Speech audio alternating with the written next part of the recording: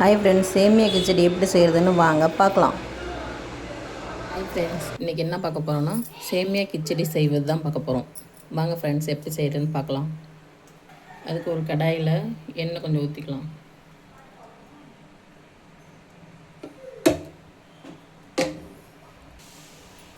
எண்ணெய் சூடாகிடுச்சு.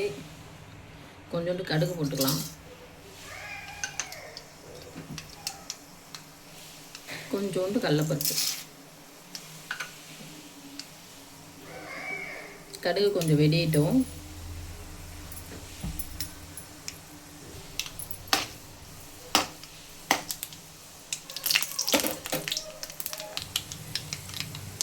கடுகு வெடிக்குது, சவுண்டு கேட்குதுங்களா? இப்போ கருவேப்பிலை கொஞ்சம் சேர்த்துக்கலாம். இதில் மிளகாத்தூள்லாம் போட மாட்டாங்கனால ஒரு 6 பச்சை மிளகா போட்டுக்கிறேன்.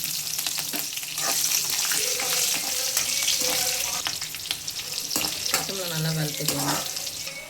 நான் ஒரு வெங்காயம் பெரிய பல்லாரி வெட்டி வச்சு அது சேர்த்துக்கலாம்.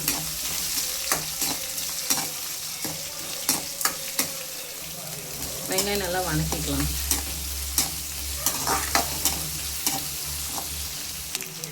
வெங்காயம் லைட்டாக வணங்கணும். ஒரு தக்காளி,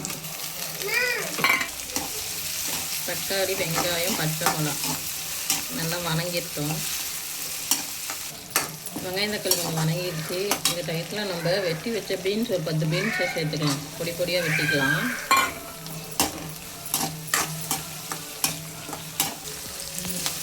பீன்ஸ் போட்டதுக்கப்புறம் கொஞ்சோண்டு கேரட்டு நைஸாக பொடி பொடியாக வெட்டிக்கலாம்.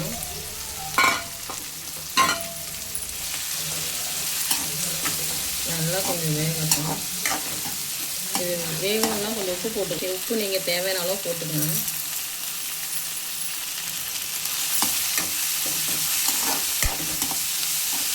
நல்லா இது வணங்கட்டும். ஒரு 2 நிமிஷம்.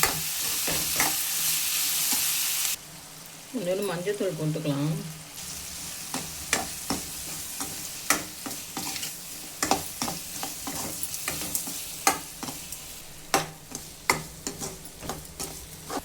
அவ்வளோதான். இதில் தண்ணி ஊற்றிக்கலாம். உங்கள் வீட்டில் டீ குடிக்கிற டம்ளர் இருந்தால் அதால் 2 டம்ளர், ஒரு சேமியா பாக்கெட்டுக்கு 2 டம்ளர் ஊற்றிக்கங்க. நான் 2 சேமியா பாக்கெட் போடுறேன். 4 டம்ளர் தண்ணி ஊற்றிக்கிறேன்.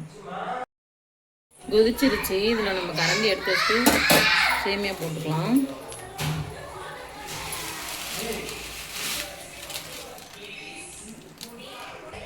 இன்னொரு பாக்கெட்டையும் போட்டுக்கலாம்.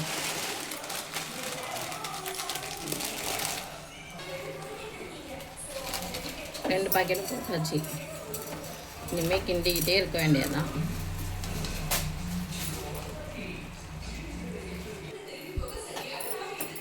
தண்ணி லைட்டாக சுண்டிருச்சு. இந்த டயத்தில் கைவிடாமல் நம்ம கிண்டிக்கிட்டே இருக்கணும். ரொம்பவும் கிண்டுனா குழஞ்சிரும். அதனால் பார்த்து தான் நம்ம கிண்டணும். இந்த டயத்தில் ஒன்றுக்கு ஒன்று ஒட்டாமல் இருக்க நம்ம லைட்டாக எண்ணெய் ஊற்றிக்கலாம். கொஞ்சமாக ஊற்றிக்கங்க, நிறையா ஊற்றிடாதீங்க. பார்த்தீங்களா, சூப்பராக வந்துருக்கு. அவ்வளோதான் ஃப்ரெண்ட்ஸ், சேமியா ரெடி ஆகிடுச்சு. வாங்க நீங்களும் சாப்பிட்லாம்.